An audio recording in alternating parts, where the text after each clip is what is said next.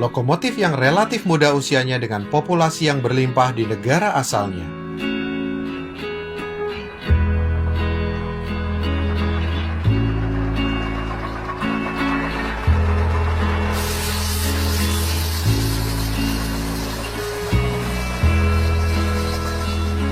Terdampar di Jawa karena Perang Dunia Kedua dan memunculkan tanda tanya besar. Apakah lokomotif ini memang dikirimkan ke Jawa atau sekedar korban keadaan?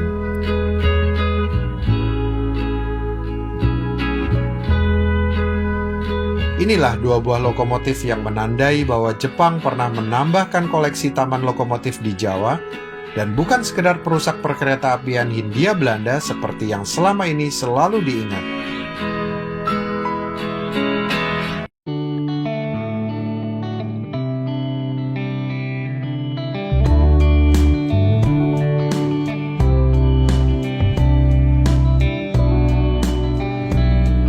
Saat jatuh ke tangan Jepang pada Maret 1942, Jawa memiliki salah satu sistem perkeretaapian terbaik di dunia saat itu dengan jaringan rel yang membentang menyambung hampir ke setiap kota.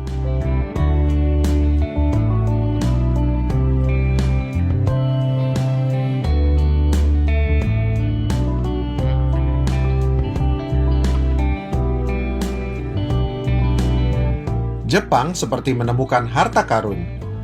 Lokomotif-lokomotif terbaik pada masanya tersedia berlimpah di Jawa. Gerbong dan kereta kualitas terbaik juga tinggal digunakan.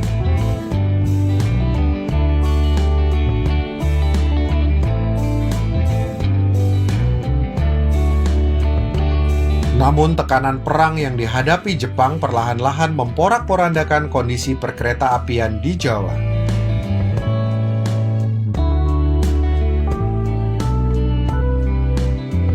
Tentu saja kita sudah sering mendengar cerita tentang rel, jembatan, bantalan yang dicabut dan dipindahkan ke luar Jawa untuk mendukung program perang Jepang.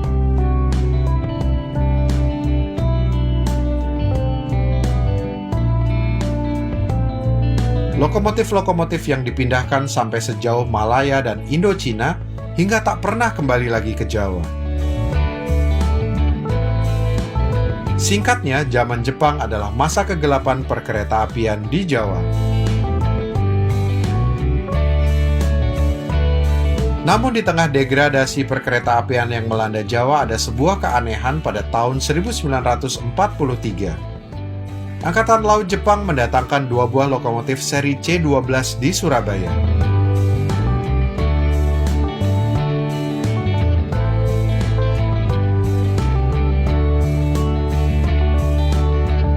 Tentu saja lokomotif ini bukanlah lokomotif istimewa.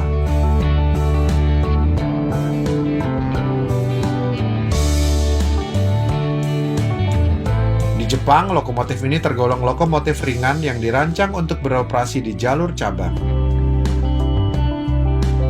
Diproduksi pertama pada tahun 1932 oleh Kisa Seizo dan menjadi lokomotif dengan populasi yang banyak. Total 282 unit diproduksi bersama oleh beberapa pabrik lokomotif, Nippon Sharyo, Hitachi, Kawasaki, dan Mitsubishi.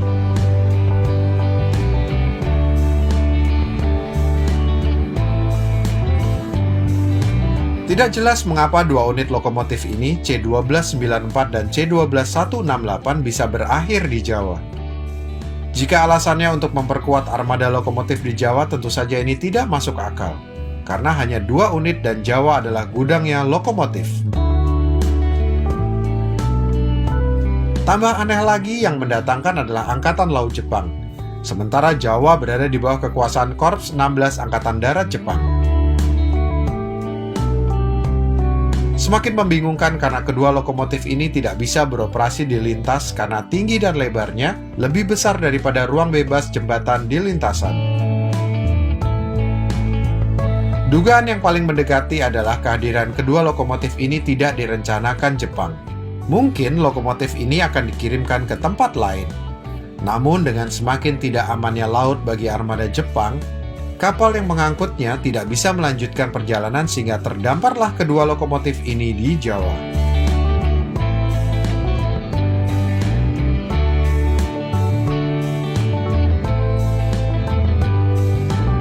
Setelah Indonesia merdeka, kedua lokomotif ini ditemukan dalam kondisi yang terlantar. Kemungkinan besar tidak pernah dioperasikan oleh tentara Jepang sendiri. Para teknisi DKA berhasil memperbaiki lokomotif ini sampai bisa beroperasi kembali.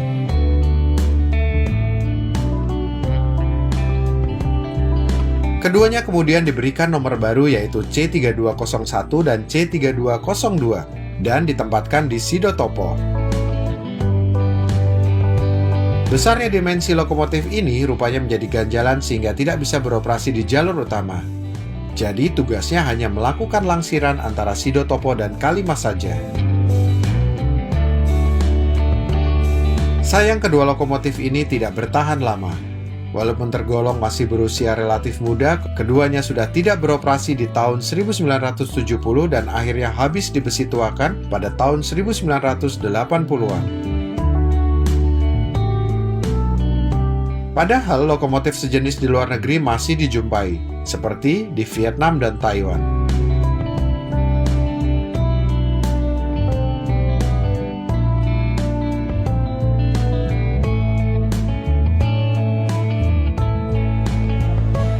Bahkan di Jepang masih banyak yang berada dalam kondisi operasional.